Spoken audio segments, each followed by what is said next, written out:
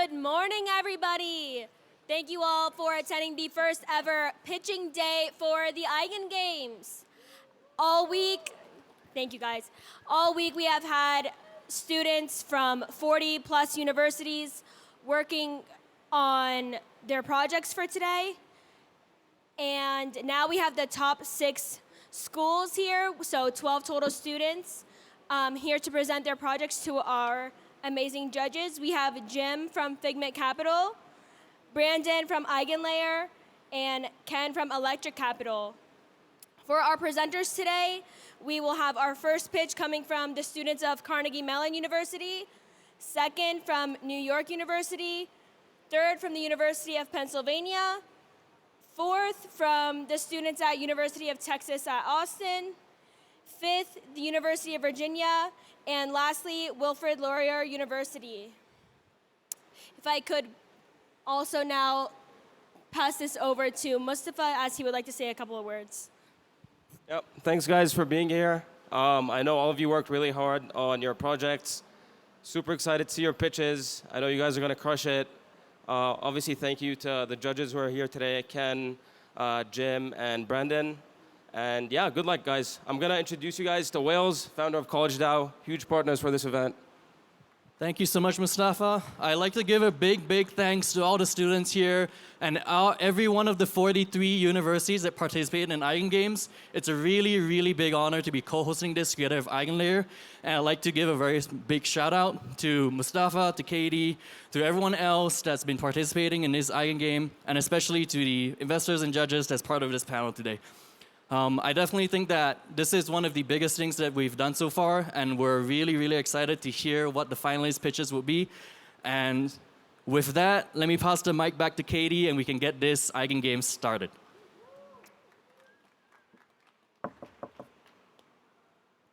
Thank you so much, Wales. And now we will get started with our first presentation from Pietro De Michael and Yu Kai Huang from the University or Carnegie Mellon University.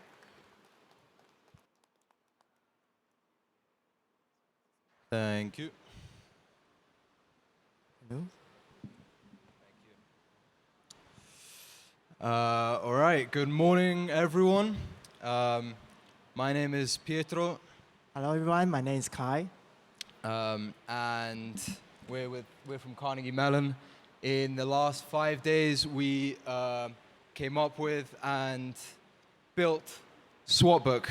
It is a peer-to-peer decentralized order book which settles on-chain and integrates with Uniswap liquidity.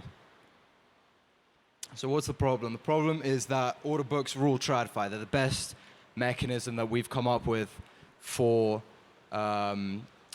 solving the coincidence of wants, whereby we can match people who have something with people who need something and get the best price for everybody involved. Unfortunately, they're too computationally intensive to run on-chain, and so the workaround is AMMs, but they're quite loss-prone and they don't get the best prices for traders, and they're quite capital inefficient for market makers, so not really feasible for institutional players. So our vision is bringing that institutional liquidity on-chain in a serious way and having order books actually feasibly run on-chain. And then the secret sauce is integration with Uniswap v4 hooks. The idea is that when somebody goes to swap with a pool that's been integrated with our hook, if they can get a better price on the order book than they can on the AMM pool, then their order gets rerouted and they swap with the pool, with the book, forcing the pool to have great pricing. This is how it works. Essentially, we have a network of validators that make up the AVS. Each of them run their own instance of an order book. When an order comes through the network, it gets propagated to all the nodes. They all process the order and come up with an output for what should be done. For instance, If the spread is crossed, then some settlement. Otherwise, it should just get added. And then once they reach consensus on this output, then settlement occurs on chain. Why it's better than pools? It's capital efficient. You don't have to lock up a huge amount of funds. There are lower to no fees based on what kind of book you're running. There's no impermanent loss, and it's highly scalable. And we'll get onto that more later. Here we have a little demo of what it looks like, what placing a limit order and filling a limit order looks like. Here we just show disconnecting and reconnecting your wallet. Here we're placing a bid for 1 ETH, $2,500. You can see it jumps into the book straight away. And I'm going to show the transaction has been put on chain. Currently, we're deployed on the testnet. Consensus was reached to do task 2, which is no spread was crossed, but we update the best price on chain. And this is a transaction that's already been put on chain. We're going to put in another bid. Here I accidentally swap the price and amount, so it goes to the bottom of the book. So it's 2,600 ETH for 50 cents each. Nobody's going to fill that, but that also jumps straight into the book. I'm placing one more limit order, which improves on the best price here for 0.5 ETH. And that goes into my open orders. It also jumps into the book. And then next, I'm going to show an ask. First one that doesn't cross the spread. And then finally, a order being filled. And then I'm going to show it being filled on chain as well.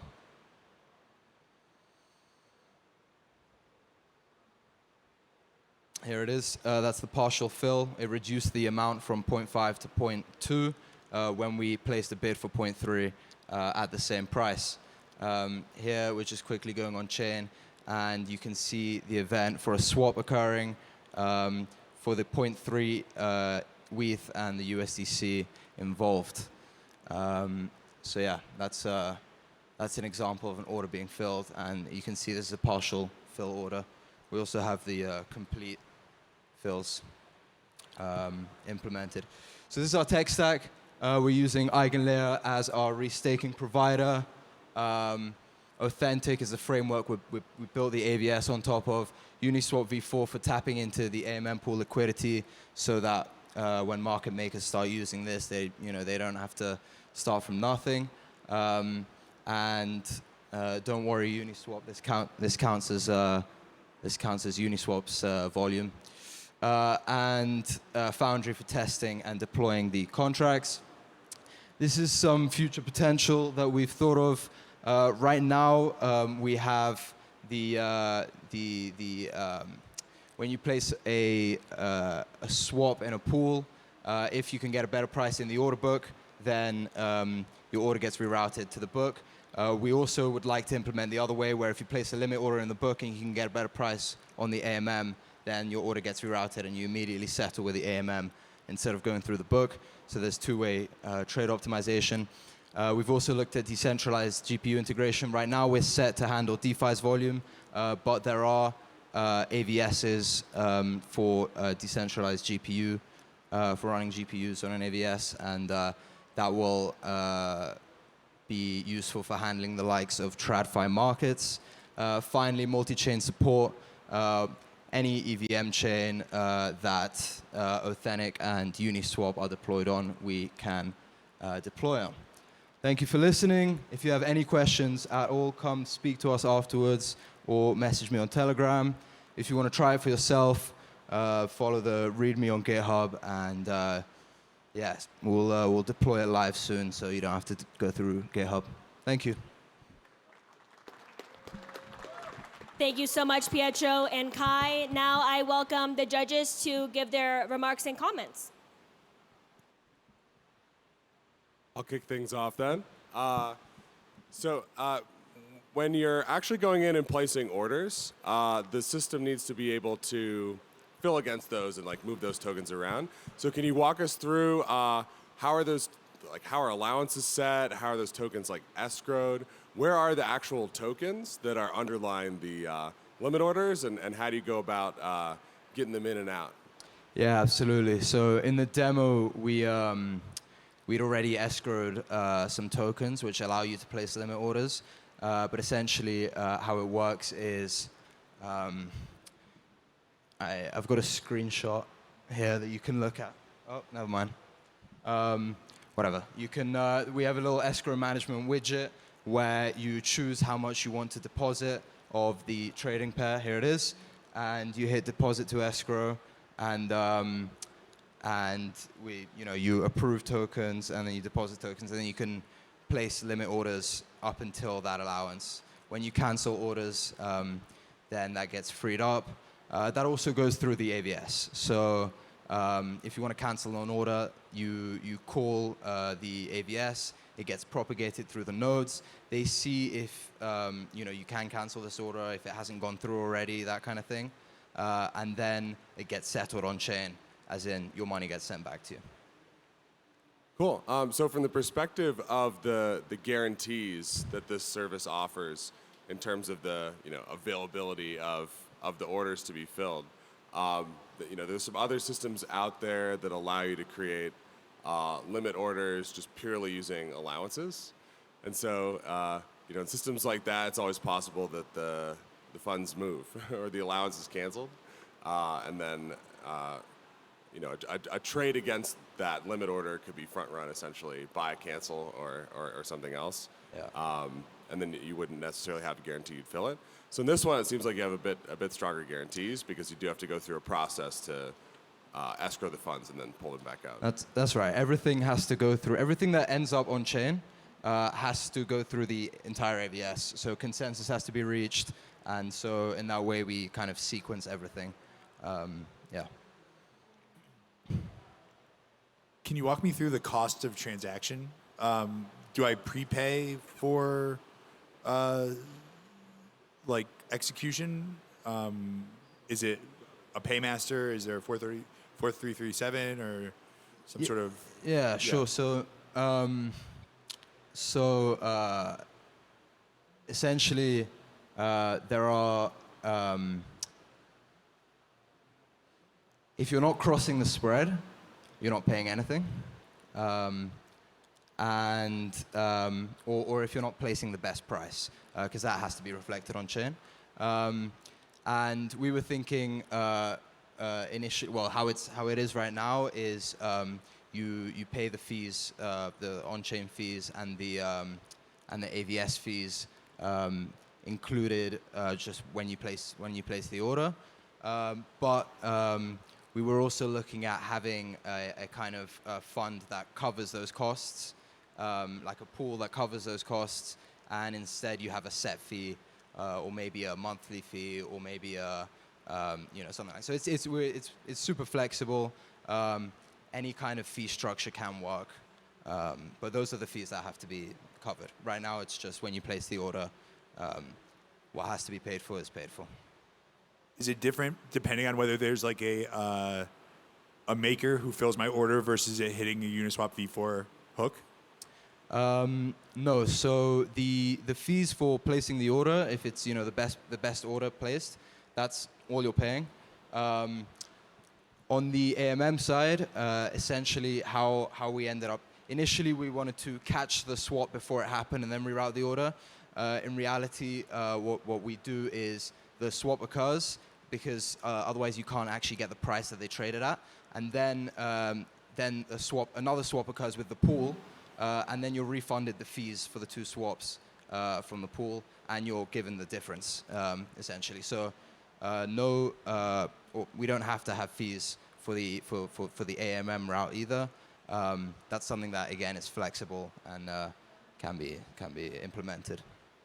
With respect to open orders, let's imagine for a second all three of us do the same 1 ETH at the same exact price, and 1 ETH worth of.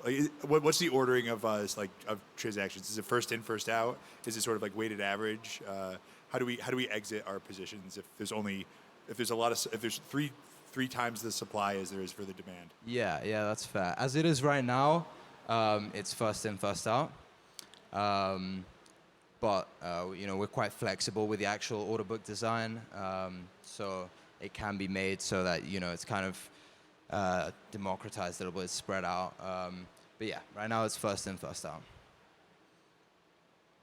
A different question: do you have to deploy your own sort of custom pool with your hook to make this work? So like if there's sort of let's say there's a popular ETH USDC pool somewhere, like you can't just layer it on top of that existing one, right? You have to kind of deploy your own one.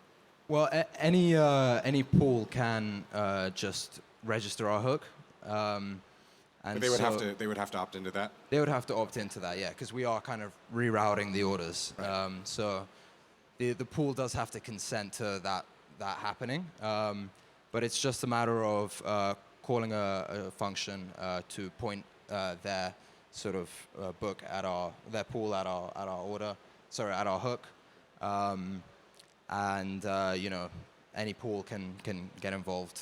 Yeah. How do you think about the dynamic on the LP side for the AMM?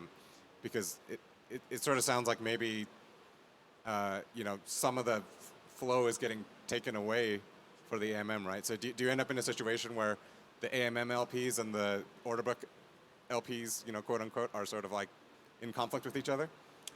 So the way we see it is, first of all, essentially, AMM LPs, like there isn't that much of a benefit if this system is set up sort of as it is and it's running. There isn't that much of a benefit of having of providing liquidity on chain instead of providing it on the order book. Given that the traders that trade with the pool get the best price on the book, and the traders that trade with the book also get the best price on the pool, there is going to be a sort of level, an even level, where it is worth it to provide liquidity on chain. So I don't think they're going to be sort of against each other, but I think there is going to be an equilibrium that's going to be reached where it's feasible to provide on chain a certain amount, and it's feasible to provide in the book a certain amount. But yeah, it should be a lot nicer for liquidity providers to have an order book that they can play around with instead of locking up a lot of capital on chain.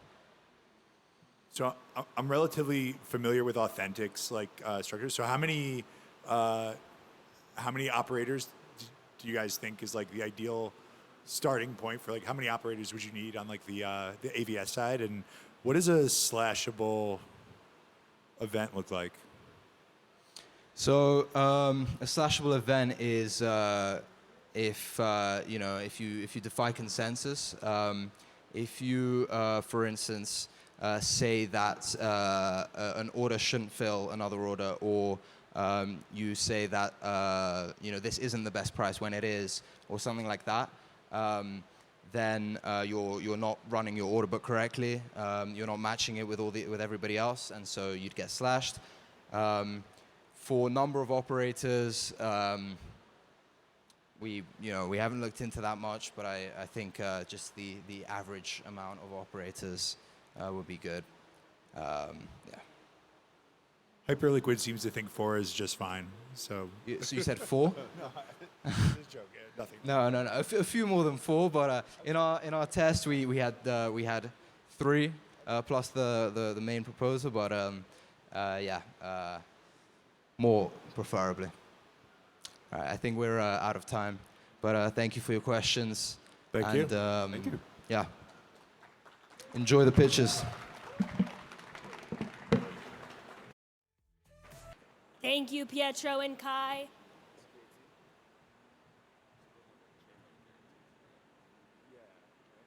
In just a couple of moments, we will have our students from New York University joining us on stage.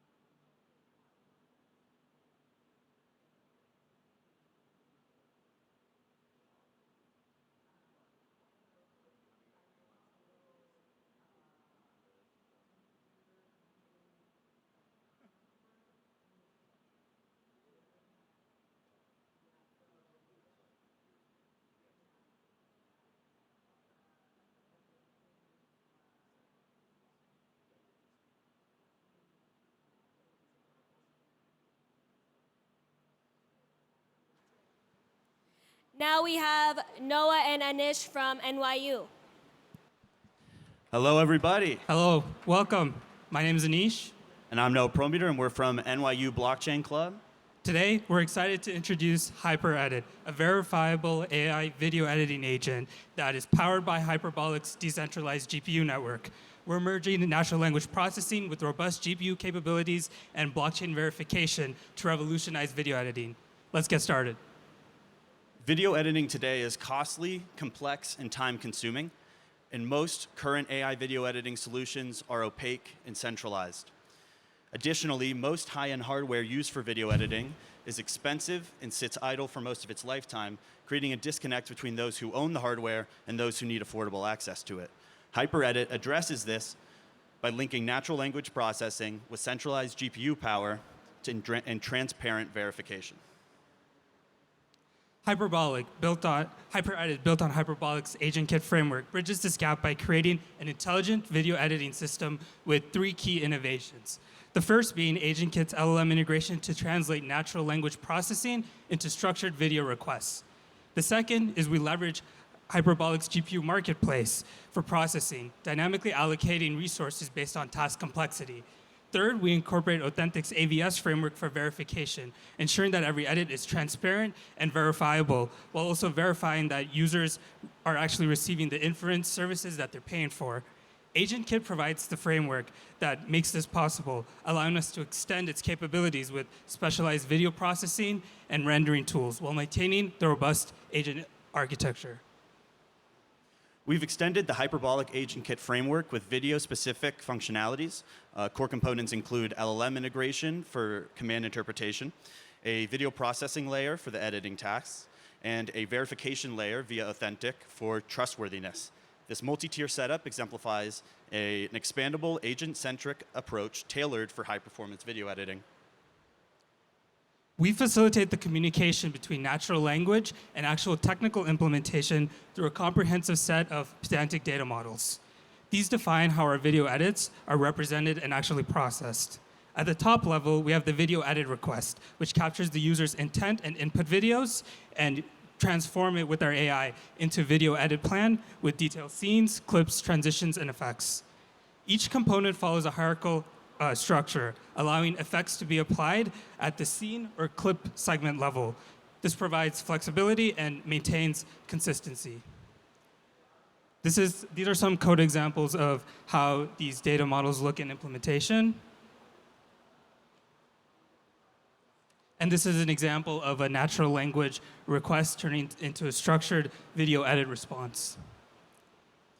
HyperEdit maximizes GPU efficiency by evaluating the video specifications and then matching it with optimal resources via the Hyperbolic GPU marketplace. It prioritizes cost effectiveness and performance, dynamically managing tasks and verifying results via Authentic. This offers significant speed and cost benefits over traditional methods. We utilize Authentic as a verification layer for our LLM inference. Essentially, as the user flow goes, the task performer receives a natural language query and converts this into an actual structured request using LLM inference. This is then posted to IPFS as a sort of proof of computation, which attesters can then verify, and eventually, if they agree that this is valid, they sign it, and the aggregator takes all these signatures, posts it on chain, along with the input and output. Despite an advanced backend, HyperEdit boasts a user-friendly interface. The flow is simple. The user uploads videos, describes their edits via natural language, and then monitor the editing process while it's processed on the Hyperbolic network, including the on-chain verification. Here's the UI before processing. You can see a prompt where you upload the videos. And then after processing, you see the output video as well as the on-chain verification. HyperEdit delivers substantial advantages across 4 key areas. 1, it democratizes video editing. It enhances efficiency. It offers scalability through Hyperbolic's GPU marketplace. And ensures trust with verifiable blockchain-confirmed results via Authentic. This revolutionizes editing, shifting focus from the actual technical implementation to creative expression. And now we'd like to show you a quick demo video. So as you can see, there's a prompt with a split screen comparison between two videos. It adds a blur effect to one side, adds a caption that fades in and out. So the user will upload the videos. They hit process video, and this takes a little while, still faster than traditional editing, but of course, it takes a while connecting to the GPU, so we're just going to cut straight to the result. And as we can see, this is the process video. We have the split screen with the caption that fades in and out, and the left video is actually blurred. And as we can see, the AVS network, the executor node, was able to create an actual structured edit response, which the attester sign and the aggregator eventually posts on chain. So thank you. That ties up our demo. Thank you. Now we welcome our comments and questions from our judges.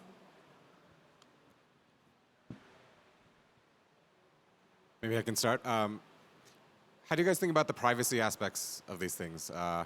You know, if you got like a big studio or something, they're going to be worried about IP leaks and things like that. Yeah, I think that using the AVS network really helps here. You know, we verify everything that the agent runs, and there's no, you know, funny business with what's going on with source materials. And I think this is very important, especially once we kind of expand this network to run on, like, you know, Twitter or social media to verify an agent's actual response, and that it's not, you know, misusing whatever inputs the user actually sends. Have you thought through the likely kind of payment flows for the service like this? Because you have kind of a couple different layers of service providers handling verification, handling the actual like compute side of things. Yeah, what might that look like?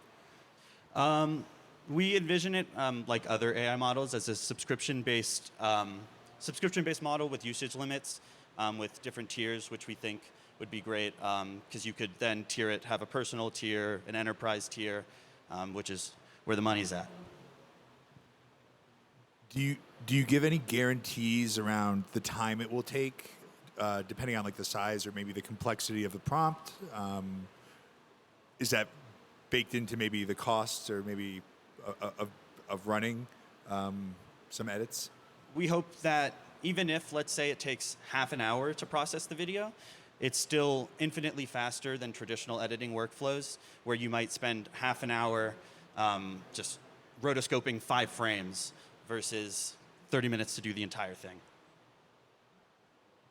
How do you guys think about this? Like, I like the observation about, you know, hardware being unused. It seems like the first sort of step from there would just be to aggregate the demand into a centralized service. You could put the same kind of AI front end on top of it and run this all as a centralized service. So when you think about that, how do you think about which users would you want something like this versus, you know, a more centralized version of this? We think that the decentralized aspect is great marketing just because it's kind of within the spirit of Web3. So we think that there is a marketplace for people who crave decentralized options. Like, the alternative to this is Adobe pretty much, and a few other editing tools, but Adobe is very well known for being very like closed source. You don't know, you're renting access to their products, and they've, at least in the past decade, upped their pricing models a lot. So we're hoping that there's a market for alternatives to these closed source tools. And just to add on, I think that as we kind of generalize our model to take more subjective requests and things like that, it's very important that we kind of, you know, don't like remove misinformation, especially in this day and age, which I think the decentralized option really provides, especially on social media and other kind of more broad implementations of our video editing software. Is there verification that the tasks that are being requested are, there's a bit of subjectivity here, right? You might say, I want it blurred, and like it attempts to blur the way that the model believes you want. Maybe you don't give enough like specification, or maybe you do plenty of specification and it just doesn't do exactly what you want. Is there verification on that those processes are actually being, that those processes of blurring the image are being completed to the I don't know, like the degree that like is it the operators that are like reviewing that and saying, okay, it's blurred, or is it more of like the code that's being submitted that says like blur? Yeah, it's more like we create a deterministic LLM inference so that each input is guaranteed to have specific output, and the operators are just ensuring that output is actually well formed.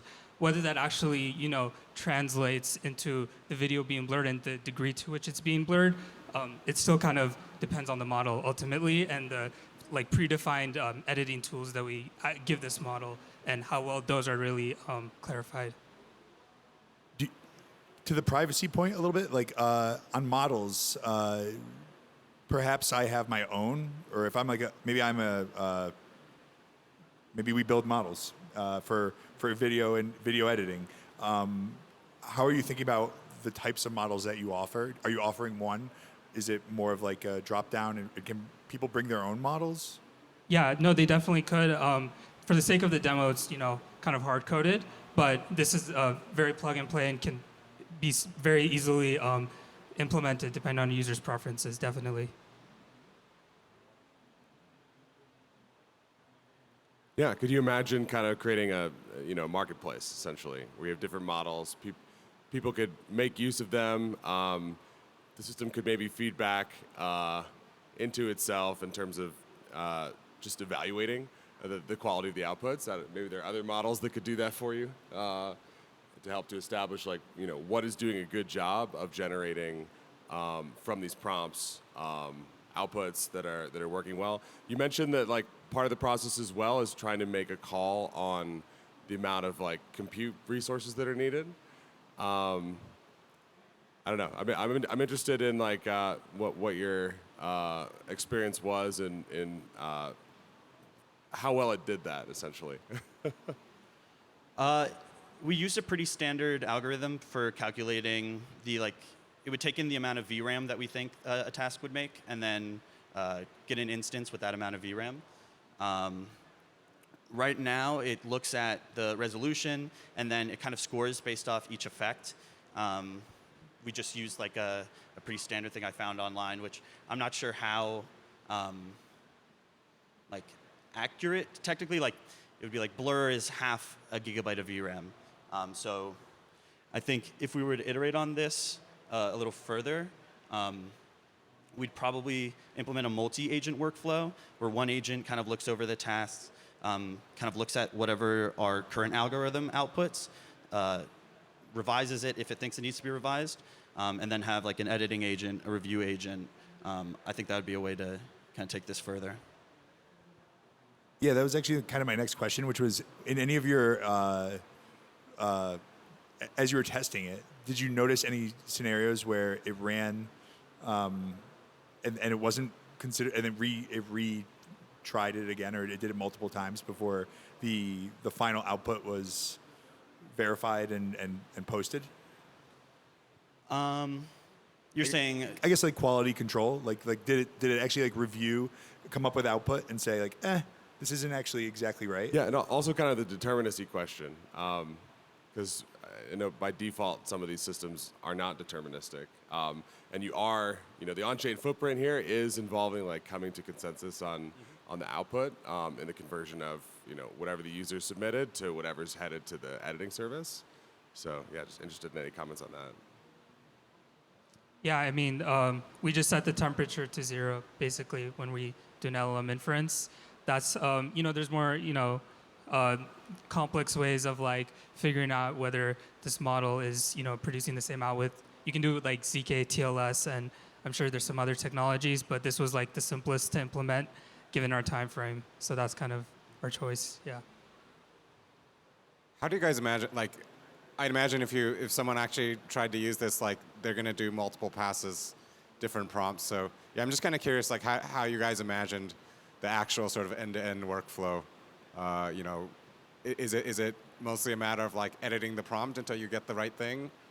Yeah, so we could have made it kind of a back and forth interface, which is definitely the next step. But I guess you could kind of download the video, re-input another prompt. Probably not the best user experience, but for demonstrating the capabilities of at least editing one video, this is kind of our implementation. But yeah, we would definitely want to implement kind of more back and forth user experience. We think we demonstrate the feasibility of it pretty well. Of course, if we were to make this a client-facing, or I mean a public-facing front end, we definitely implement usage restrictions, account user flow, and payment methods. And then, yeah, for iterating on it, the next step would be, I think, creating that multi-agent workflow with a reviewer, and then the reviewer would check in with the user kind of halfway through the edit process and get input, and then the user would say, oh, I don't really like that you did this here, I don't like that you did this here, and I really like that you did this here, so expand upon that, kind of like how you do with current text models. And of course, as in like the next few years, or at least this year, as video generating models become more accessible, cheaper, and better at making videos, we think that would be a fantastic implementation. That you could just say, create me any type of script, and it would be able to generate those videos and edit them together all in one workflow. But Sora is super expensive.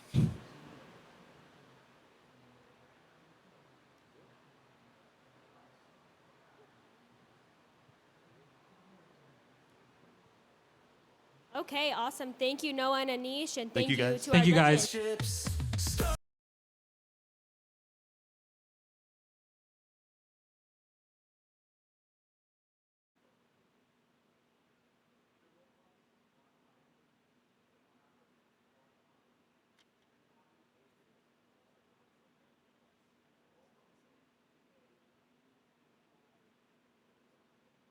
King chomping blockchain bones.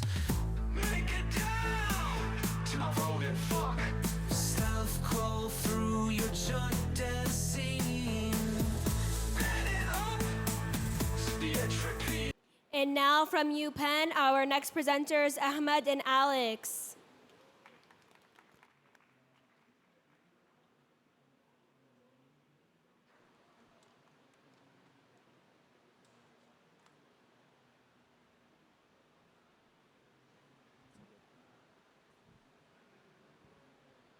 Hi everyone, I'm Ahmed. I'm Alex. And we're Quocket, the trust layer for decentralized compute.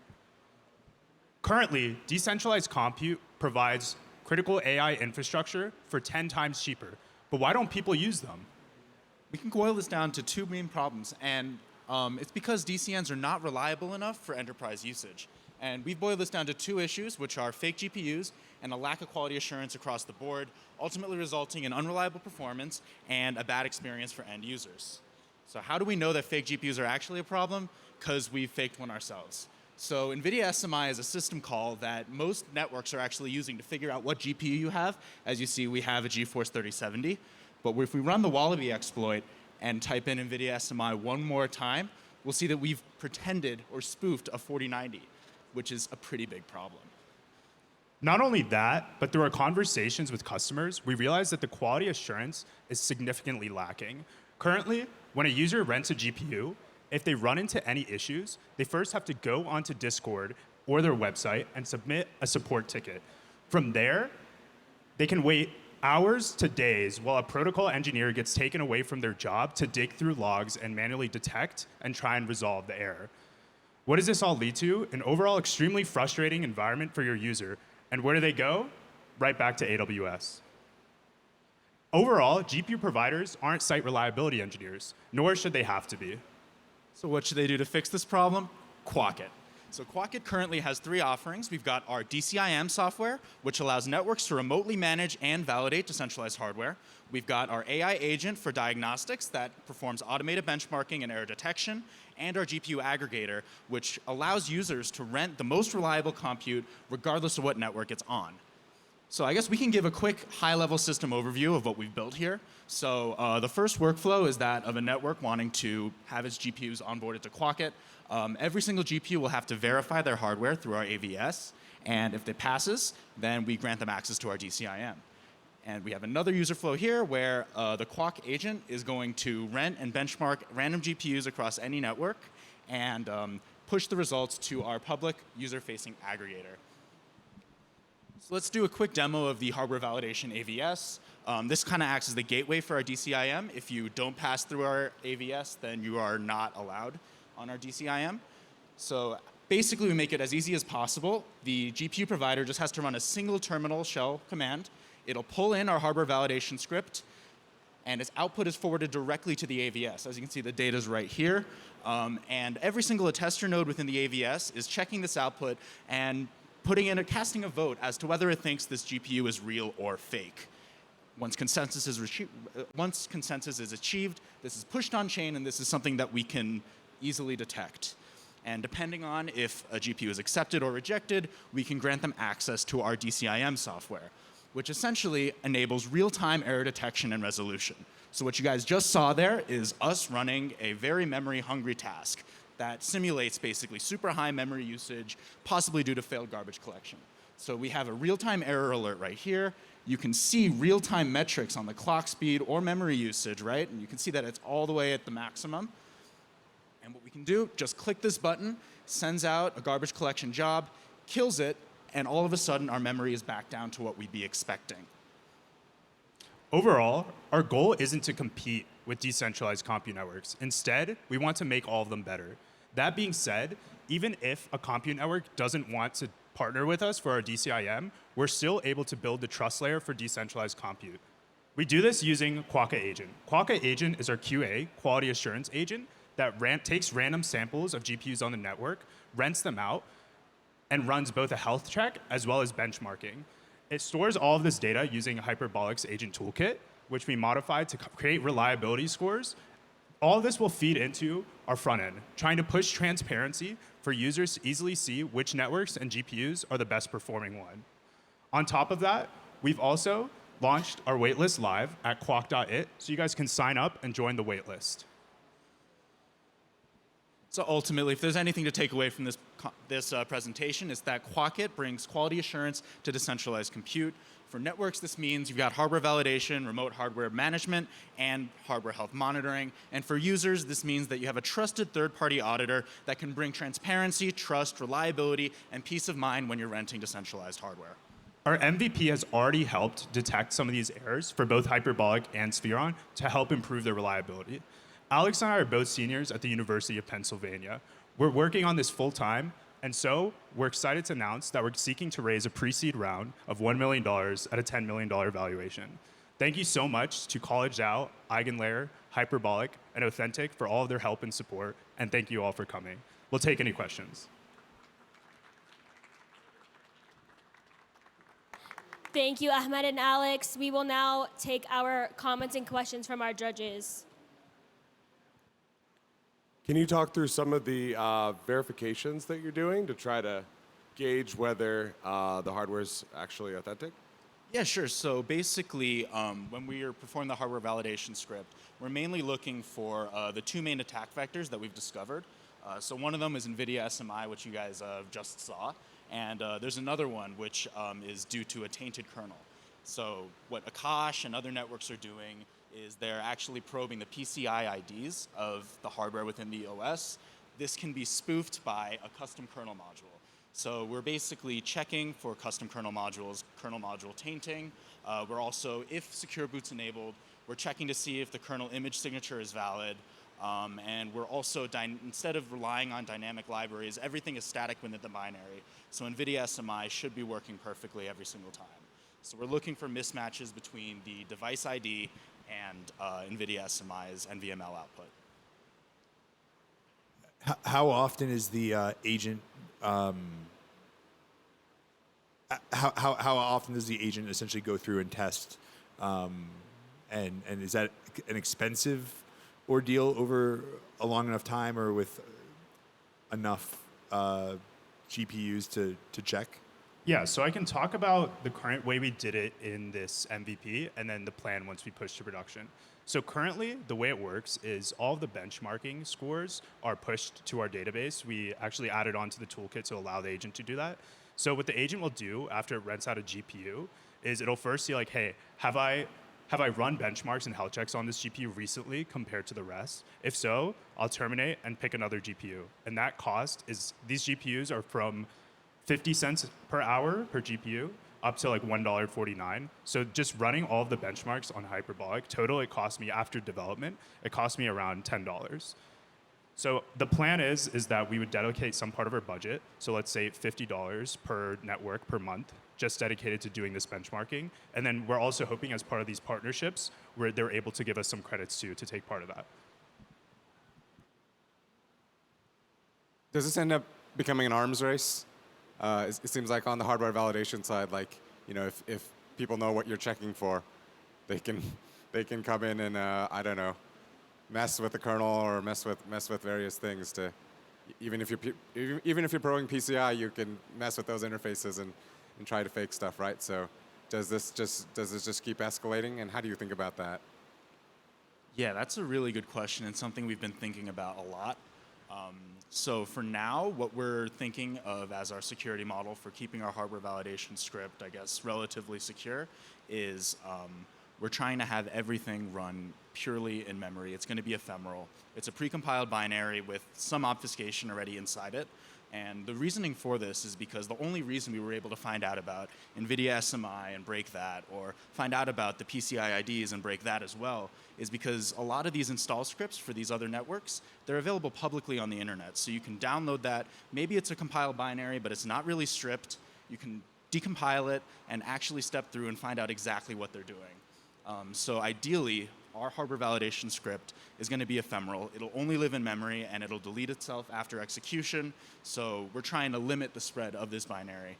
On top of that, if a GPU were to somehow make it past our hardware validation, this is just to catch the low-hanging fruit, because the QA Quokka agent is going to be able to discover it, say, hey, hold on a second. This isn't matching all the other GPUs that I've seen within this particular weight class, right? This doesn't look like every other A100, H100 out there. Let me do a little bit more digging, and we can find out what's really going on. How do you think about on the agent side, like, you know, you could fake the workload too, right? So how do you think about designing that workload so that people can't anticipate what you're going to bring and fake the output? Yeah, so in terms of what the workload is, so we have a wide variety of workloads. These range from high-level system workloads, like training a deep neural net, all the way down to CUDA-core level streaming multi-core processor performance, testing both latency, throughput, and I/O memory bound. So we can actually take a few approaches to this. So some of these benchmarks, for example, you can say for video processing, you have extremely large matrices coming in from memory and you need very high throughput. Versus another case, you have extremely randomized matrices generated, and then testing to see, okay, what's the performance of these GPUs compared? We compare not only the output, because it's randomized, but we also compare it against the rest of the network and see how does it perform. Is it in the 90th percentile versus 99th percentile?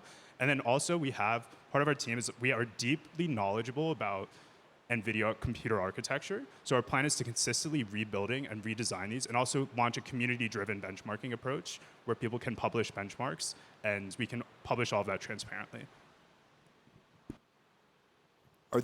Is the agent's queries identifiable?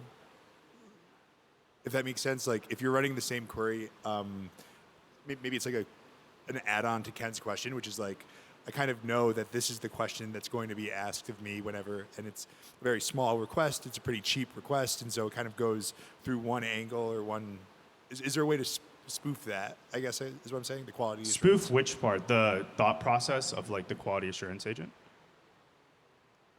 You're thinking like, oh shoot, I gotta go plug in a real GPU. Yeah, exactly. Like, okay, I know that the real GPU needs to be plugged in whenever I get this like very simple request. And otherwise, I'll just have like the B tier GPU plugged in. Yeah, so here's sort of the beauty of that. In terms of workload management, the user actually doesn't see most of it, because most of that is already offloaded by the compute networks themselves. They run their own micro-K8s orchestrator that distributes the workloads. We're just entering the exact same API endpoint. We can rotate our proxies, we can rotate our IP, just so that they'll never know whether this is a real user or if it's our Quokka quality assurance agent. What do penalties look like on both ends, right? So you're an AVS, right? So there's verification going on. If the verification is inaccurate, how does that ding the AVS operators? As well as like, are there any dings on GPU providers in situation? Like, is it as simple as we just remove the GPU from the network, or if you see some sort of like consistent and regular failure from like maybe a data center or like a single source GPU, are there financial penalties included here anywhere? Yeah, sure. So for the AVS, right, currently because our hardware validation script is very deterministic, every single output has like a single correct judgment. So any incorrect judgments on that regard will lead to a slash.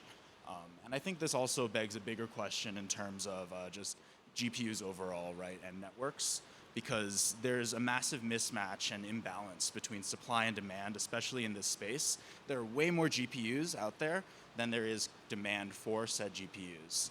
So what we're seeking to do is, hey, if you're trying to cheat and we catch you, you're not the kind of person we want serving decentralized compute anywhere. And that's the beauty of the AVS, because the hardware validation output is put on chain. Everybody knows that this particular GPU UUID with all of these identifiers tried to cheat in the following ways. So if you're a network, you can look at this blacklist and say, hold on a second, if this GPU tries to register on my network, we don't want you. And just on top of that, it's all about creating layers to improving the reliability. So even if the networks have this ability, but on our end, even if you make it past hardware verification, say, sure, you're an A100, but you're operating in terrible conditions, extremely high temperature, high background processes, we're not going to serve you to users. Our goal is just to provide users with the most reliable GPUs, regardless of their network. Yeah, so kind of to expand on that, I'm interested in how you think about like interaction with these providers, because my expectation would be somebody like Akash, who's trying to create a marketplace for this stuff, would also be highly incentivized to make sure that the product they're selling is real and works. So how do you think about why aren't they doing more validation? And how could you see yourselves working with them to improve the level of validation and the quality of service that they're providing? Yeah, so just to start off, the main reason that they haven't been extremely transparent historically is because there are already so many networks out there, and every day there's a new network coming out and saying, hey, we're the best network. All we say is, hey, if you guys really think you guys have the top tech, come prove it, and you guys will source even more demand. To add on to your point on their teams, right now, these guys, they aren't site reliability engineers. Most of the time, they're extremely intelligent, and they're focusing on shipping projects and making the experience of renting out and using these GPUs extremely high, and even doing research on how decentralized training and inference works. Our goal is to let them focus on that, ship an amazing product, but make sure that when things go wrong, they actually have a way to critically view and resolve these issues in one click. Because on top of that, right, like Akash has their audited nodes program, and the way that nodes get audited, this is actually kind of insane. An operator will just say, hey, they'll just make a ticket saying, hey, somebody audit my node. And an engineer will have to go in, access the machine remotely, and manually perform benchmarks and check. So this is a massive automation to something that's causing massive headaches within the decentralized compute space. Node inspector, open up.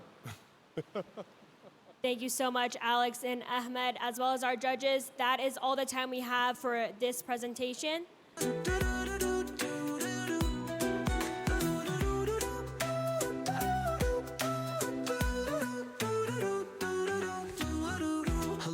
Architect with the buffer corns grid, teaching stale protocols how to fucking commit. Decentralize this, she smirks mid-flight as her wings tickle nodes into doing things right. Up to do Now from UT Austin, we have Shrey and Viren.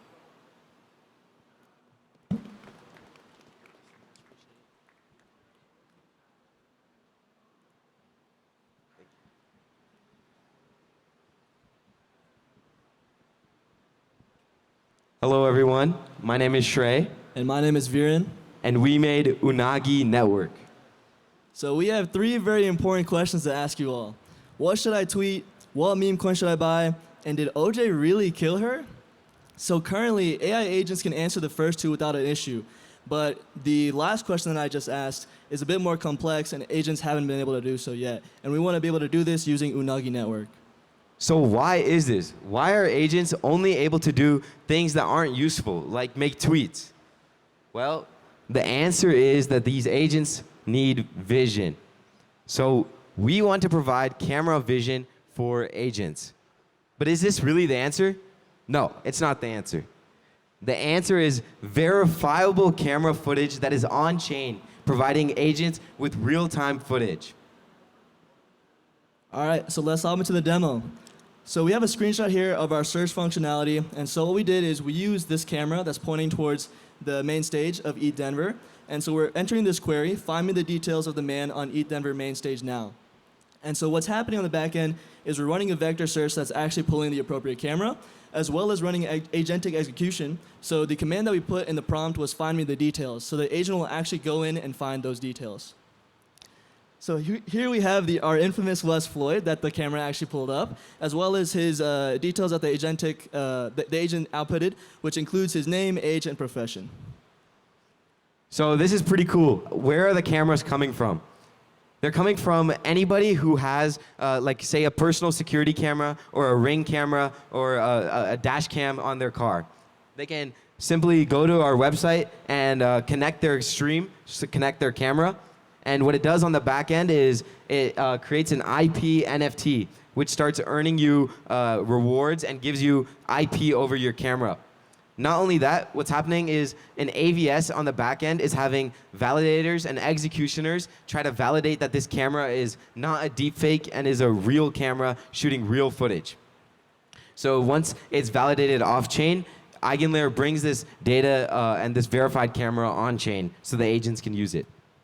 So we hinted at this already, but one of our favorite features is the agentic execution.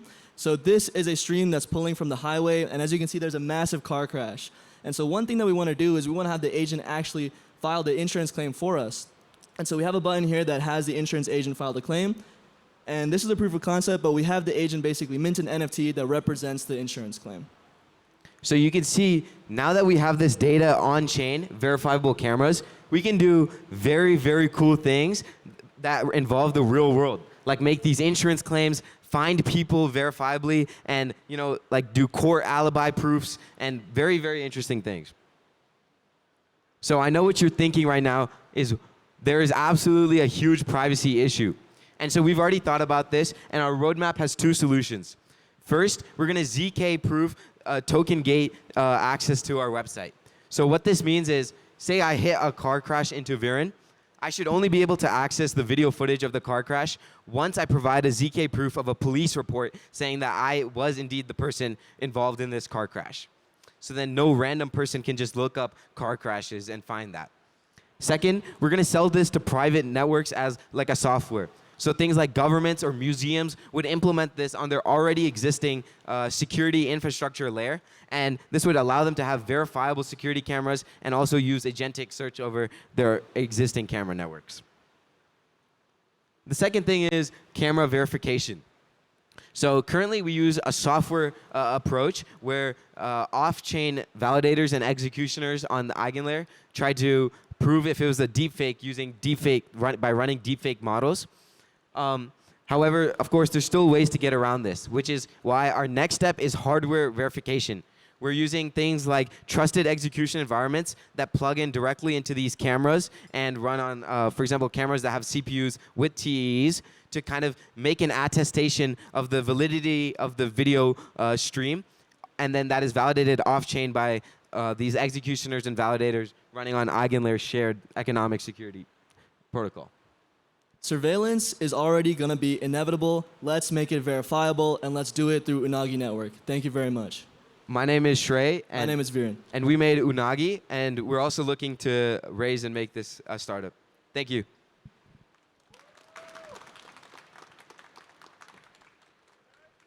Thank you guys so much. We now have time to welcome our judges for questions. Okay, so I'll ask one question, which is like, you had 3 questions at the very beginning. One of them was, did OJ really kill her? So how does that information, what type of ZK proof do I need to receive in order to get access to that camera footage? Well, say like you're the government and you're in like this court case, right? You would be able to access the network of verified cameras and query like, where was this man at this time? And what the agent would do would be able to find verifiable footage of where OJ exactly was, like what he's holding, like does he wearing a glove or something at that time, right? And then we can prove using the agent's output, like okay, he didn't do it. I'm not saying, but. So if I have a camera in my house and it's pointed in a way that you maybe see the street, and I just want to make money, does this provide a marketplace for basically saying, here's camera access, maybe here's some additional attributes about this camera. Yeah, I'm kind of interested in like digging in on, you mentioned, the deepfake problem. Obviously, a feed that's entirely synthesized is really problematic. What about things like, location proofs and that kind of stuff? Because you might imagine that like someone's interested in like an area and would want to know, what are the coordinates of this camera? Where is it pointed? Yeah, 100%. This is definitely the biggest problem in our network is verifying that the footage is real. And that's exactly why we are planning to use the trusted execution environments to kind of, like these CPUs would be able to attest to like the location, timestamp, and that the footage is coming directly from the output of the video stream. So obviously we weren't able to do this in the time scope of the hackathon, but if we were building this in like the next few weeks, that's exactly what we would spend our time on.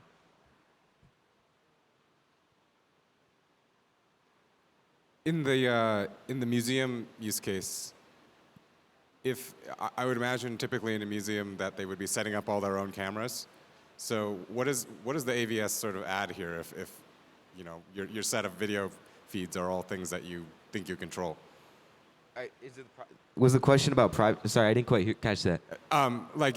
You mentioned like a museum is kind of a use case. I would imagine in a museum, like it's like the museum that's installing all the cameras, right? So the question about whether those cameras are authentic or not seems like potentially like a less important question or like a more easily verifiable question without doing a whole bunch of stuff. So I would disagree. I think it's very important to know the cameras are verified. So instead of, like, you're completely right, it would no longer be a DPN network because they would set up their own cameras.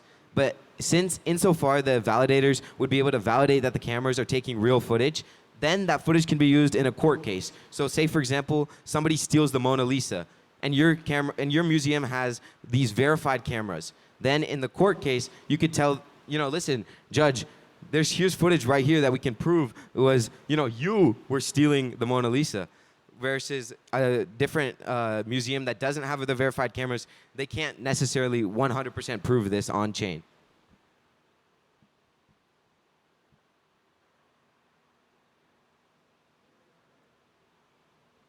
So in one of your examples, you mentioned, like a kind of wanting to save some event-based information, like a car accident or something like that. So these things they're plugged in. Many of them are just taking video all the time.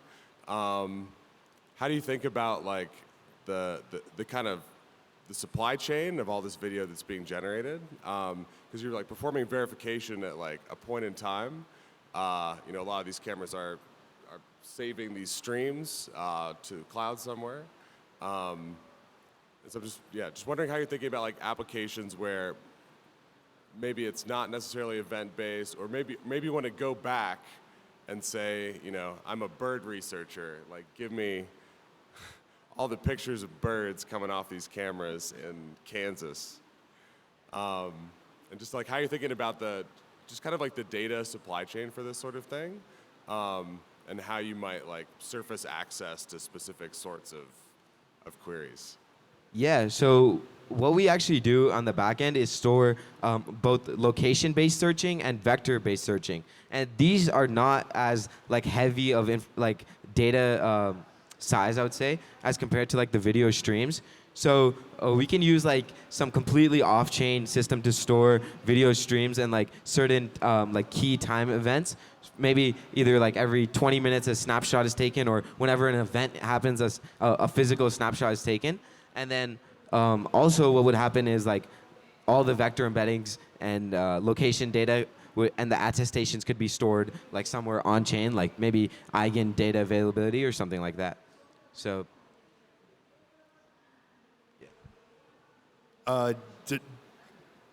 Does the data ever get deleted? I'm thinking more along the lines of like maybe this is something like from the Europeans have a big problem essentially with like and the right to be forgotten, and I don't know, feels like maybe like when it comes to privacy, having this information out there and not and stored forever is like sort of runs against some regulations. Yeah, this is a problem. But my answer to you is that we're building a company for the next 50 years, right? And we believe strongly that there's going to be a phase shift at a point where governments are going to record us anyways. And like Viren said at the end, we want this to be verifiable. Like, would you rather live in a world where you're being recorded all the time by the government, or would you rather live in a world where the government's recording you in a verifiable way that can help you too?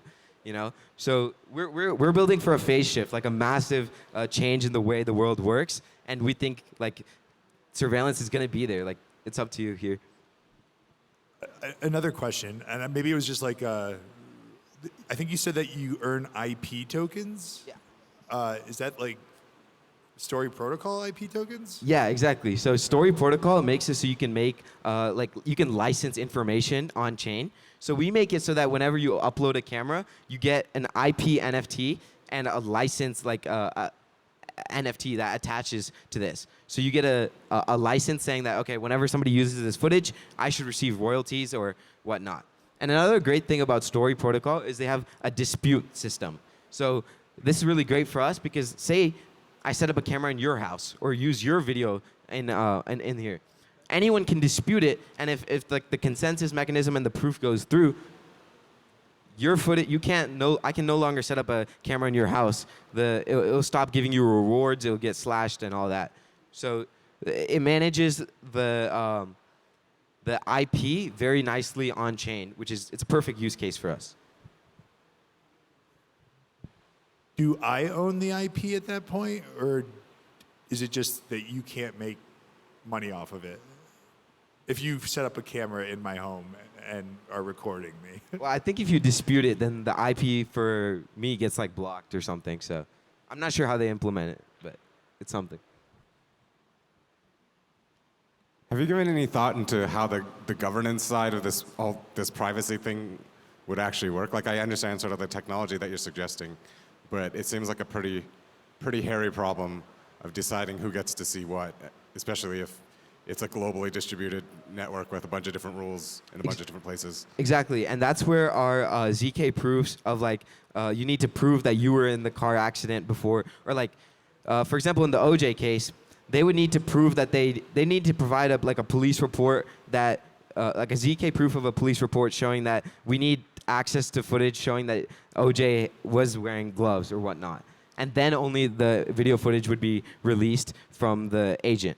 So that would solve that issue. And secondly, we would say that like the government already has this technology. Like, we're fools to believe that they don't already record us and they already have like surveillance. And especially in other countries around the world, we know this is like a fact that they are recording us. So like your privacy is gone already in that world. How do they trust their own footage right now?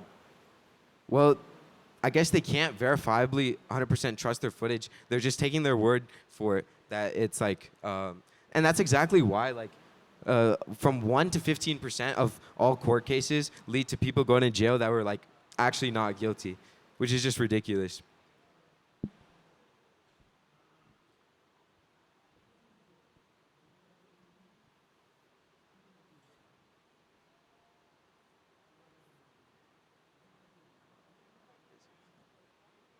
Cool. Thank you so much. Again, my name is Shrey. My name is Viren. And we made Unagi Network. Have a good one.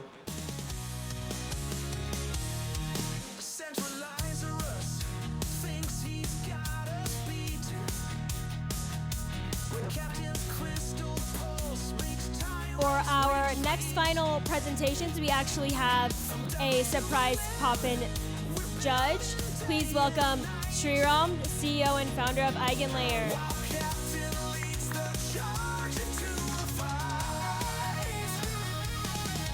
Hey, super excited to be here. I know how much work all of you have put into actually building some really, really cool stuff. So excited to be here and support the event. Kudos to the Eigen Games team, Mustafa and Nader and everybody else for putting this together. Yeah, really excited. I'm going to sit with our other esteemed judges here.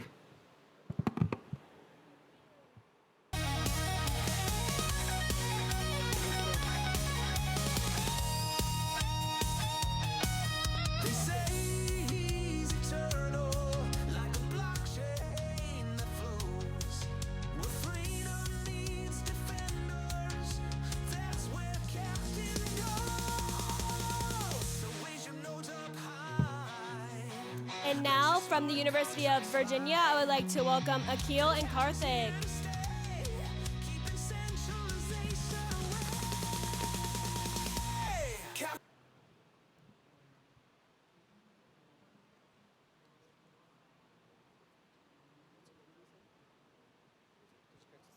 All right, what's up, everybody? My name's Akil. And I'm Karthik. And we're both students at the University of Virginia and engineers at Anchorage Digital. We know managing yield is hard and time-consuming. There's so many blockchains, layer 2s on those blockchains, and many DEX protocols with fees and rewards associated with them. Also, protocols may choose to boost their APRs, meaning there's both a boosted and a base APR, leading to even more complexity.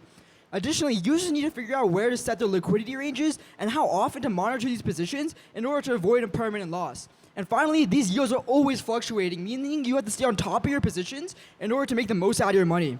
We believe yield is one of the best ways to build wealth. And it's our point of view that allocating assets based off of risk tolerance should just be as simple as that and just earn yield just like that. No complexities needed. Next slide. And that's why we built Jarvis. Jarvis is an autonomous AI agent that first understands your risk profile and allocates your assets towards LP pools, as well as staking and restaking on EigenLayer. And the cool thing about Jarvis, it doesn't just allocate your positions, but it also starts to constantly manage your positions and finds the best new opportunities. And initially, we're starting off with LP pools on ZK Sync because of the ZK Ignite program. They're offering $30 million in rewards for adding liquidity to their DeFi protocols. And this really just exacerbates the problem that Akil just talked about, just because there's so many new opportunities that keep popping up, and the profitability of these opportunities constantly change. Yeah, so jumping into a quick demo vid here, once a user heads over to our website, they can go ahead and get started. We verifiably determine their risk profile using ZK-TLS, so we collect their FICO Credit Karma score, and we use that to gauge their allocations to the specific assets. So we do this on the iPhone, so all the computation's happening in the secure enclave, and we use app clips so they don't need to install any extra software. In the next scenario you'll see, normally you'll see the Credit Karma portal pop up, entering your username and password, and we use ZK-TLS to persist that data. In this case, we've already verified it, so we'll go ahead and click share. And our methodology for interpreting this credit score is that a higher credit score means the user can afford to take on more risk, so we give them a higher allocation towards the liquidity pool positioning, as you see on this slide right here. Yeah, and next, we just let the user know where their money's going. So we let them know that a portion goes to LP pools on ZK Sync, another portion goes on restaking ETH, and here they get to launch their agent. For the purpose of the demo, we're running it locally on our terminal. And here you can see that the agent starts to query your database for the newest opportunities, figures out the pool with the highest APR. And the cool thing about Jarvis is that let's say you just have ETH, but the position requires wrapped ETH and ZK Sync. It'll autonomously figure out that you need to swap and wrap. And here you can see that's figured out the pool parameters to create a position. It starts approving the 2 tokens involved. And here shortly you'll see that it's going to create the position successfully. And here we go, that's the transaction hash. And then next what you'll see is that it also staked Ethereum, and you can see it on our positions dashboard right here. And you can also verify it on ZK Sync's mainnet right there. So talking to users, Akil and I have learned that Crypto users are a wide spectrum of people. On one end, you have the normies. On the other end, you have the DeFi natives who have their own custom strategies. You have the degens. But our target user is actually the average DeFi user that probably interacted with a few protocols, understands DeFi, but just doesn't have the time to constantly monitor new opportunities and manage their positions. And our vision is that we want to continue to keep building new iterations that makes the product so simple that everyday people can get the benefits of crypto without having to understand and interact with the complexities of crypto. So going forward, as we gear up for launch, the next thing we're going to do is deploy our agent to the cloud, so not only us can use it, and we're going to integrate an account management system, specifically using Privy server wallets, so every user will get their own self-custodied agent. And then finally, we're going to improve our verified risk profile by extending our current ZK TLS integrations for investment and spending accounts, so we get a clearer picture of our financial user. And in terms of future integrations, we want to expand this to more EVM-based chains first, specifically with the Unichain V4 pool to take advantage of those hooks. Yeah, and next, our main product insight is that people just don't have the time to constantly monitor positions, create positions, and find the best new opportunities. And that's why we think that the normal DeFi agents that we see on there with chat interfaces just don't do it, because they may solve the complexity issues by abstracting the whole swapping and gas fees, but they don't solve the issue of time involved in interacting with these agents. And another new insight is that we think that actually verifiably assessing their risk score is super important as opposed to just a normal questionnaire.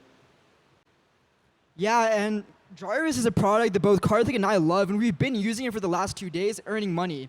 So if you guys share our point of view, feel free to scan this QR code and join our waitlist as we gear up for launch. And yeah, thank you. Ready for questions? Thank you, Akil and Karthik. We now welcome our judges to offer any comments or questions.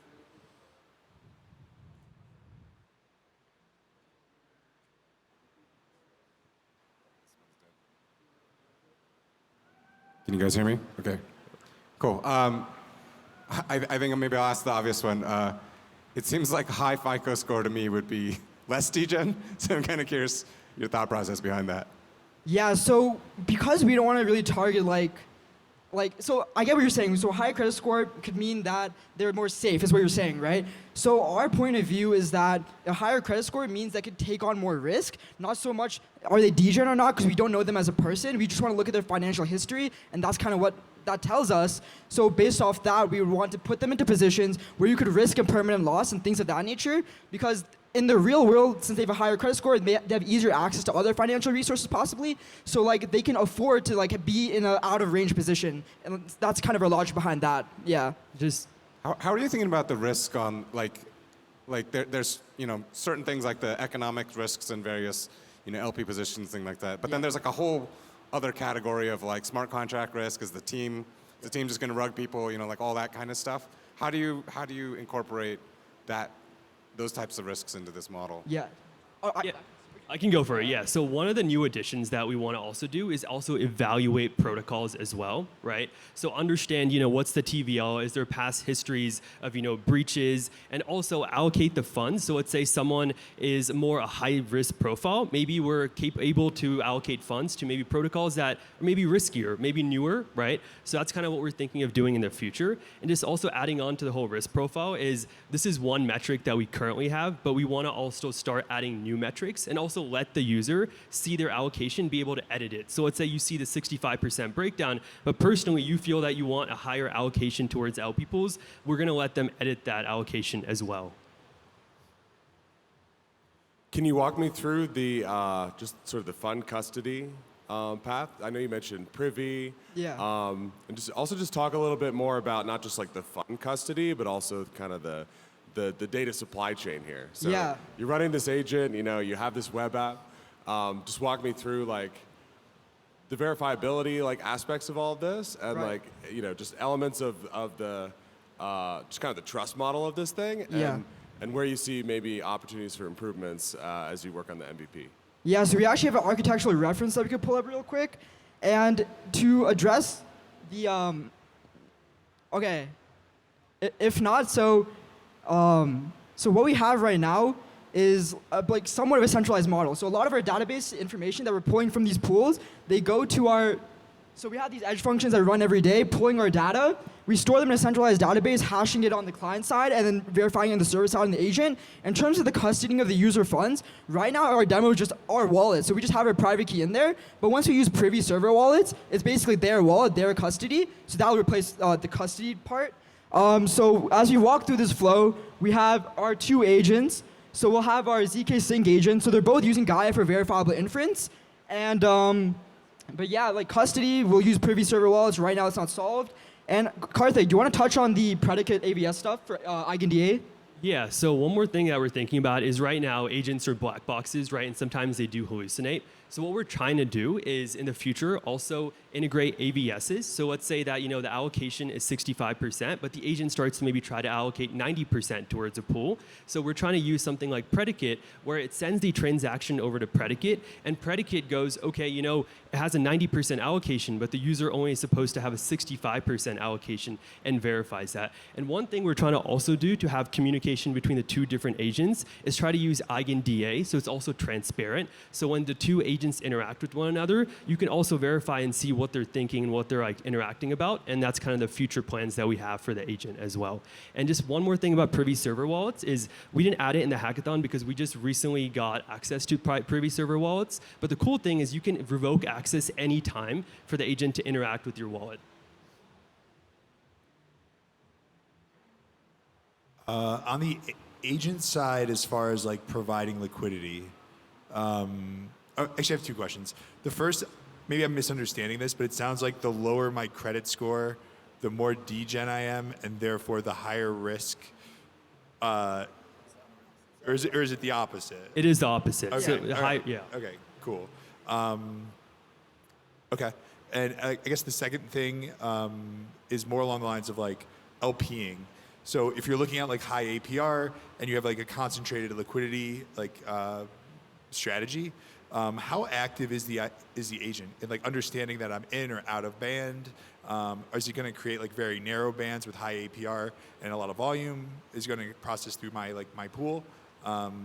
Or are you going to use something more broad where I'm just kind of like providing both sides of liquidity and I'm earning like, is the APR based on transaction fees or is it based off of like yield farming? Or both?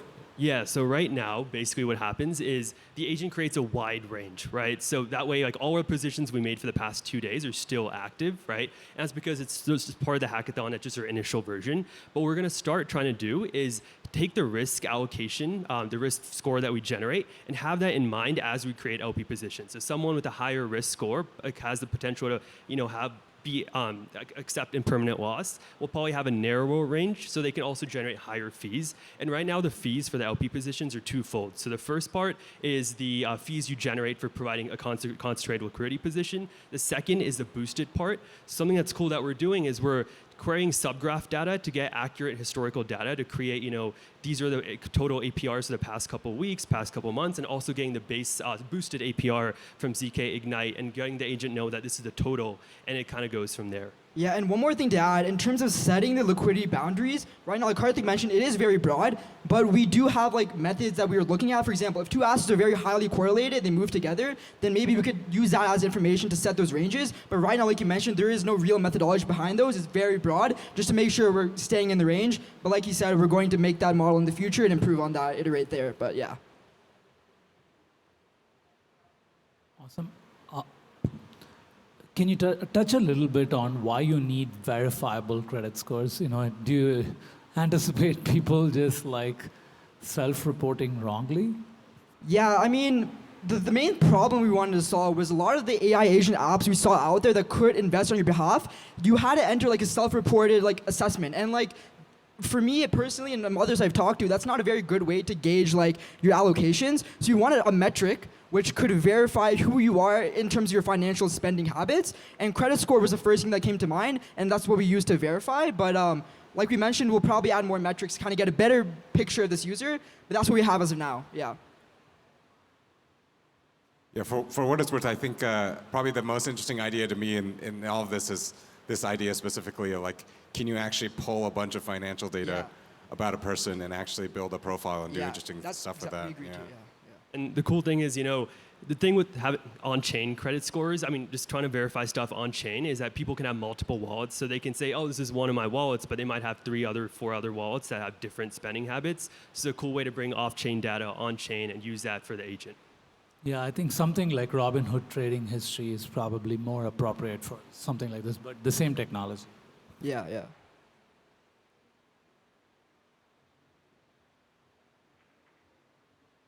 Maybe a slightly different kind of question. I think financial products tend to trend towards sort of aggregation. So what I mean by that in this context is like, you could imagine one sort of risk profile, like you could have an AI agent sort of managing, all the positions and things like that. But I would expect that like a lot of users in the world would probably just be okay with one risk profile, right? And so maybe there's just, I don't know, 5 agents in the world that are actually doing, and there's 5, BlackRock agents of the world that are like managing these things. And so how do you think about, when you think about your users, like,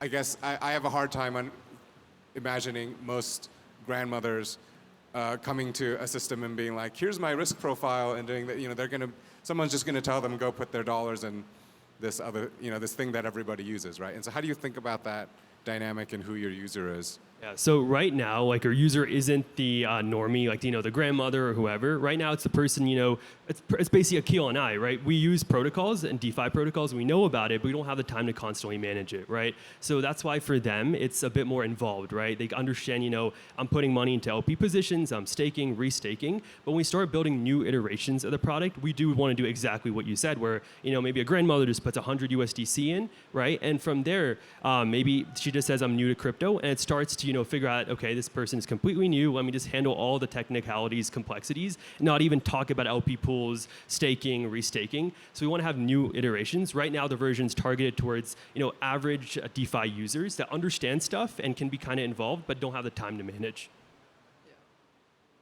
Yeah, maybe something to think about is how, there's verifications you can perform at different levels. You mentioned like a predicate integration just to make sure that the agent's doing what it's been asked to do.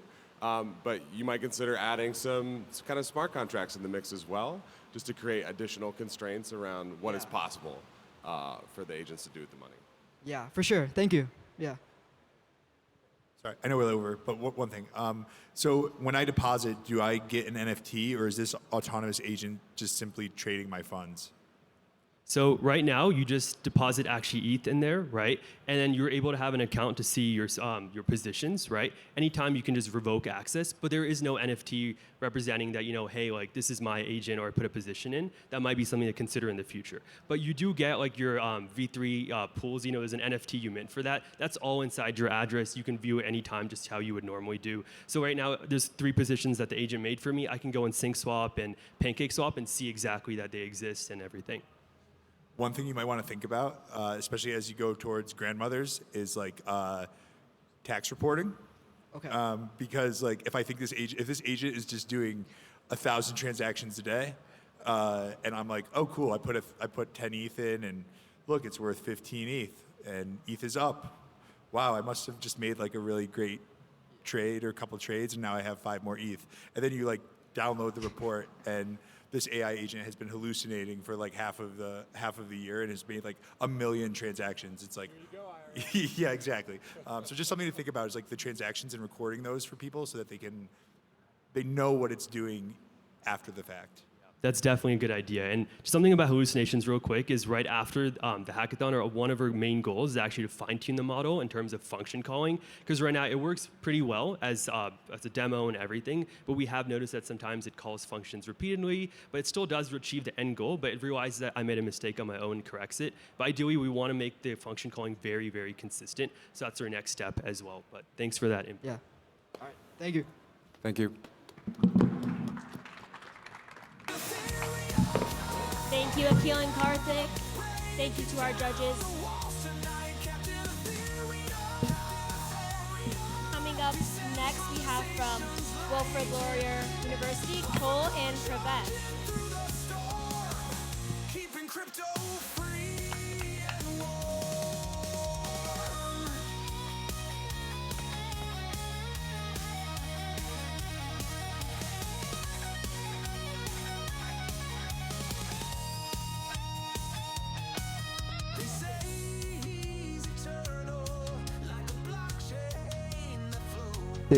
Testing.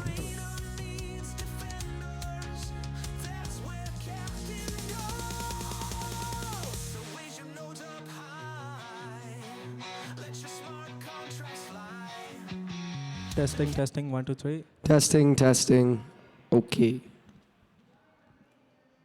All right, Pratish, you ready? 1, 2, 3. Hello, everyone. Today we're going to present to you the future of prediction markets. We'd like to introduce you to EigenBet. No bias, no delays, just truth. So, current prediction markets are broken. Platforms like Polymarket are plagued by bias, manipulation, delay, and legal risk. When millions are on the line, decisions should be based off facts and not opinions.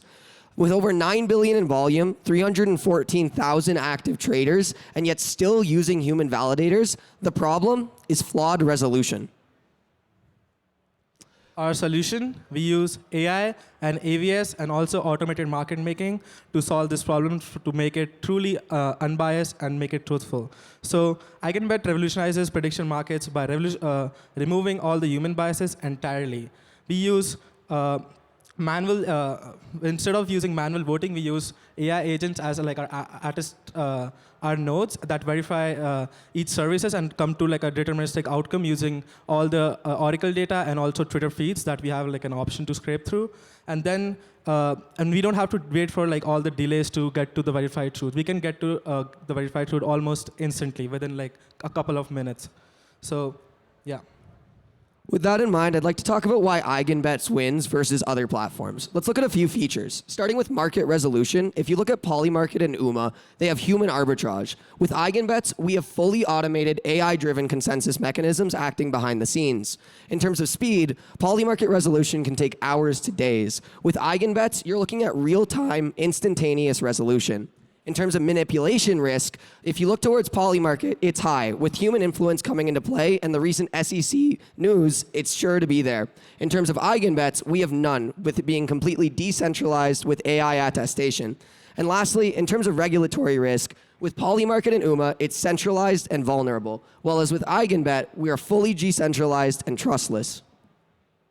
So in the background here, I'm going to show you a quick demo of our platform in action. I'll connect my wallet and then go into the platform. Here you'll see some of the betting markets currently at play under the Markets tab. If we look over to the Markets tab, we're going to create a new market here for whether or not EigenBets will be the winner of the Eigen Games. We'll set the source of truth to EigenLayer's Twitter account. We'll also set the market to resolve on March 2nd at 9 a.m. As we set this up here, we're also going to provide an initial liquidity pool for the automated market making of this betting pool of 100 USDC. This is the minimum amount required in order to prevent spam and ensure markets created are of high quality. Over on the Markets tab, you'll see several markets that have already been verified. We have left one unverified in this demo so that we can show you it in action. When we send this request to the verification of the AVS backend, you'll see that yes, we are in fact tributes of the Eigen Games, and that has been verified on their backend. We can also swap tokens inside our platform since this feature is missing from Polymarket existing. We also place a bet on whether or not we'll win the Eigen Games. We'll throw down 100 USDC on this market right now. If you give it a moment, bam, the bet's been placed. Let's go forward. So if we look at the market opportunity of the prediction market industry, currently it's valued at 1.5 billion in 2024.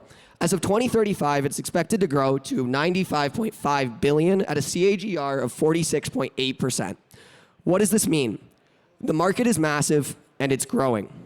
If we look at Polymarket's current 9 billion volume and 314,000 active traders, we are well positioned to secure a dominant place in this market through our secure, decentralized platform. So let's talk about our architecture. We built the architecture to make it truly scalable and decentralized.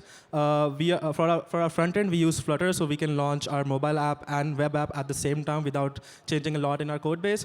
And then we use two AI agents, one built on Gaia and one built on Hyperbolic to get to a deterministic outcome by scraping Twitter or like Oracle data feeds. And then we have like a consensus. We reach a consensus through our AVS and then we pass it to in our front end and we reach like a verified outcome, yes or no.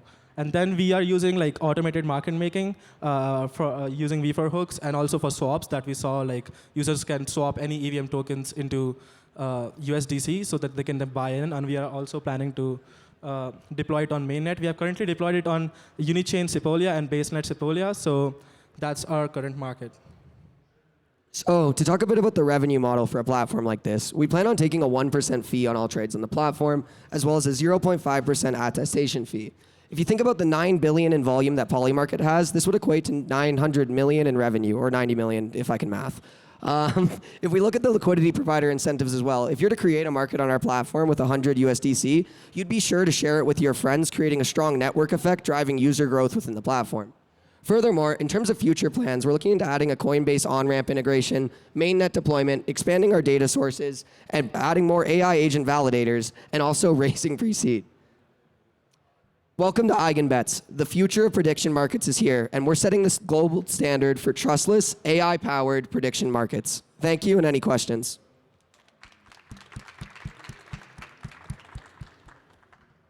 Thank you, guys. We welcome our judges to present their questions and comments. Can you walk me through kind of the consensus process as a new market is created? What's happening on chain? What's happening off chain? Who is signing off on what exactly? And what does the flow look like for resolution as well once you reach the time to resolve the market? So I can touch on the AVS component, and then maybe he can touch on the resolution component, because that's more so with the AMM. In terms of the nodes that are acting, so our hyperbolic AI agent acts as our performer node for our AVS. Basically, initially, when this data comes through and when the market closes, which is why you set that condition in that prediction market tab, it sends forward and looks for that source of truth that the user actually sets. Once that source of truth is set, it scans through all that data to essentially find what has been mentioned, feeds that through to our hyperbolic AI agent, which then performs sentiment analysis on the data according to the condition and resolution criteria to arrive at a deterministic outcome. From there, this is sent to our validator node, which is our Gaia AI agent acting. Once this validates the service, it then passes it forward through to our front end to validate the market, in which case you can touch on the Uniswap. Yeah, so I'll give you like an example to like make it easy. So we did like a placement on like whether we will reach top 6 or not on Eigen Games, and we added like the verify source as like build on EigenLayer and like few more Eigen accounts that are officially verified on Twitter. And then what we did was like whenever the market was supposed to be over, after that we ran our scripts that are AI agents. We scraped through Twitter and looked for specific keywords, and then did like the sentimental analysis and reach a deterministic outcome. If we don't reach a deterministic outcome, like we have like a very in-depth prompt in which like we'll just not get any return, we'll get an like empty string, and then we will try to dissolve the liquidity. So what happens is like when new market is created, we create like 50,000 yes and no tokens, and then like create like the whole circulations of token, and depending on demand and supply, the price of yes and no goes up, and that's how we calculate odds and chances to winning. And then when the market is dissolved, if the market is dissolved correctly, when we reach deterministic outcome, we give the money back depending on the price of the token. We stop the action whenever like the market is supposed to close. We stop all the swaps into the tokens, and then we start the redistribution process of claimed tokens. I think you have a question here. Yeah, can you just talk through how like V4 hooks kind of facilitates some of what you're doing here? So we looked into, we got inspired by like a paradigm paper that was like about PM AMM. We looked into it. We were like, you know what, that's like truly used for building like an automated market making. And I didn't know about automated market making before, but we researched, and then we didn't implement it fully because it had like a lot more complexity, and also we didn't have that much time. It used a lot more different curves than we used, and also they had time-sensitive data. So it's like whenever the bet is about to end, they'll try to increase the slippage so that every transaction goes through, and then still make it. And yeah.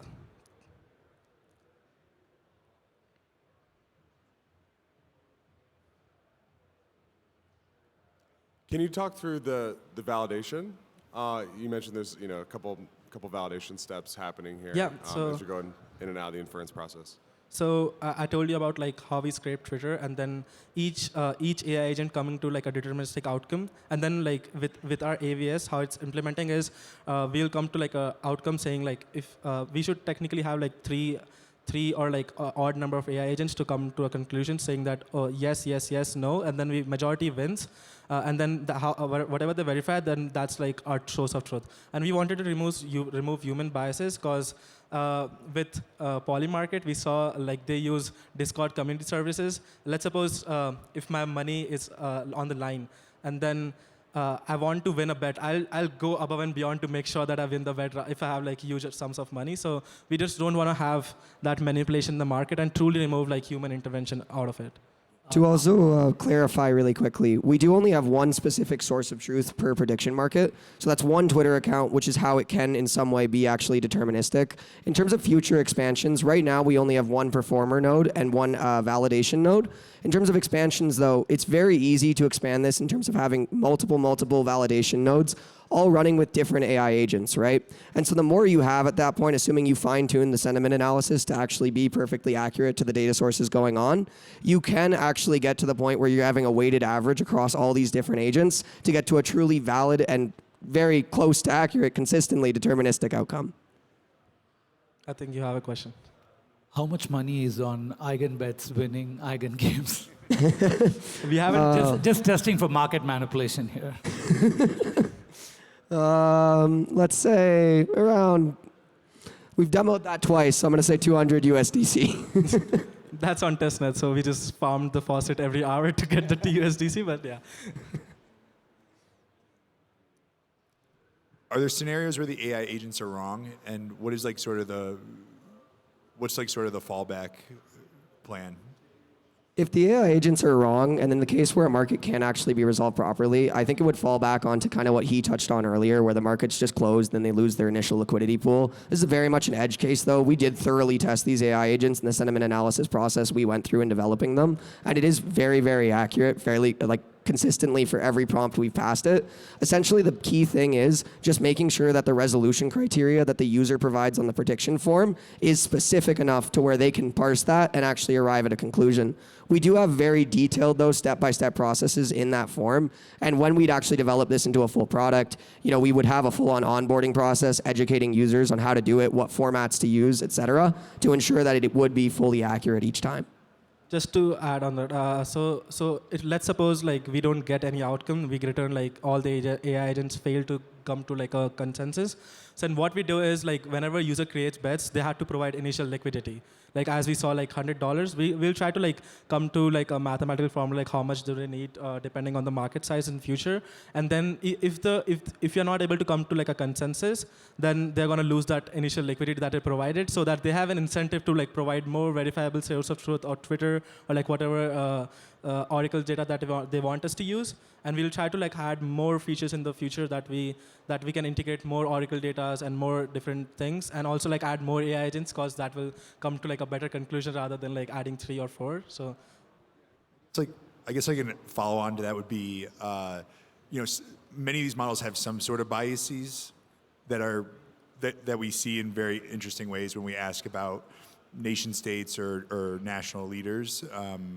And so I just wonder whether there's like, when this becomes open and permissionless and like anyone can create a market, do you think that it runs through a test and like the AI agents essentially kind of verify that they will be able to come to a conclusion? Like that like the prompts are sufficient enough that there isn't enough vagary where like I eventually it was never going to be able to come up with the conclusion? Like, is there like a check? Yeah, there would be a check for that. We do parse it to make sure that it is in some way deterministic. It's a specific format you need to put into that initial prompt for resolution criteria, where you need to say this will resolve to yes in all caps under XYZ condition in XYZ environment, basically. The other half is, I will say, the plan when you mentioned like specific models having biases, right? We want to add in essentially a ton of validators as a part of this, because basically if we have one validator, right, you're right, it could have its own biases and it could end up at a wrong output. If we have 50 validators, each with their own individual model, and you're actually taking an average across all of these, that should be fairly consistent, I would say, in 99.9% of cases with what's accurate. In that 0.1% case, yes, it might have to be manually resolved. There might have to be some form of intervention. But frankly speaking, because of the AMM setup, that's relatively easy for us to do on our end to refund users and just swap them back. The only person who loses in that scenario is the initial liquidity provider, which in their case, they take that risk by providing that liquidity to that market. They should have set up a better market. And also we don't only depend on like sentiment analysis. So we look for like specific keywords. Like for Eigen Games, we look for like my name, Cole's name in the Twitter account, and also like our project's name, EigenBets, to like specifically parse to that. And if they have that keywords, then we also perform sentiment analysis like around, like we'll just search on the Twitter and like whoever has posted about it to gather more data rather than just depending on one source of truth to like add a little bit of sentiment. So it's like we're having two algorithms at the same time, but I think that would be like an interesting problem like to solve in the future as we scale. Like you've tagged like EigenLayer's Twitter account, right? But you could have tagged Eigen_Layers Twitter account with it, which is like a not EigenLayer's Twitter account, right? And then maybe you guys control that account and you're like, congratulations, regardless of what the outcome actually is in the real world, right? So, and it would look at that and it would say, okay, So there's some parameters on that though. There are validations on having Twitter accounts above a certain size for the market, right? The source of truth is displayed to the users on the front end, so they know exactly what they're buying and it's linked to them. Again, that is partly user risk. If you're going to buy into a market for a Twitter account that has 10 followers just because it's verified and says Eigen_Layer, frankly speaking, I feel like you take that risk on a betting platform, right? And I mean, past that, we do validate that the accounts exist. We validate that they have a certain number of tweets. And one integration we want to add, because we're not using the Twitter API proper, we're broke college students, right? We're using a Twitter scraper that we built custom. One integration we want to actually add is like specifically only accounts that are part of an organization, right? And at that point, you can get to the point where they should reliably be trustworthy and ideally not tamper-proof. And if someone does that, that's at the fault of their own organization, and that's a bad like outlook on the entire market for them. I also have a point. So the thing is, like, whoever creates the market, it's like on them because their money's on the line. It's like, I don't want to lose $100 on a bet and say that, oh, I lost because I didn't provide like the proper source of truth. So first, like, we'll have like major weightage on like whatever source they have provided, and then we'll search for like sentiment analysis also, and then come to like a proper outcome. So it's not just like if they misprint the name, we'll add like a kind of like a check in which like this account already exists or not, but I think that's like for future development. We didn't have that much time to actually implement it through. Can I give you an example? I'm curious. Please feel free. What if the market was, will Malay launch a meme coin, right? And he tweeted a CA, and then he deleted the CA. Like that's like an interesting one, right? Yeah. Like did he or did he not? I think then we'll have to like depend on our fallback, that is like sentiment analysis, because there'll be like major news platforms and everyone tweeting about it, like how like the Argentina president thing happened. He got hacked and maybe hacked, we don't know, but his CA got leaked and then people started buying and it started dumping, and then I think he deleted the tweet. So the thing is, they're gonna if the source of truth is deleted, we'll still have like a fallback in which like we still search the Twitter and then we see like if it's actually verified or not. And we the thing is we are trusting on people because people and like the freedom of speech on X. Because we're heavily relying on X and people, and because of like all the rise of independent journalists on Twitter, they are like actually going above and beyond to go and actually verify the thing happening and actually tweeting about it. So I think we are kind of also betting on like the X will become kind of the better news platform for future, and then you can actually verify that source. Yeah. And I guess to clarify, like we built out a mobile app, a prediction market using AMM. A Twitter scraper, and multiple AI agents performing sentiment analysis in around 48 hours, right? Edge cases that are very specific to certain markets are something that we would integrate. It's just in specifically a 48-hour time frame without the Twitter API is very challenging because that API costs like $200 USD a month.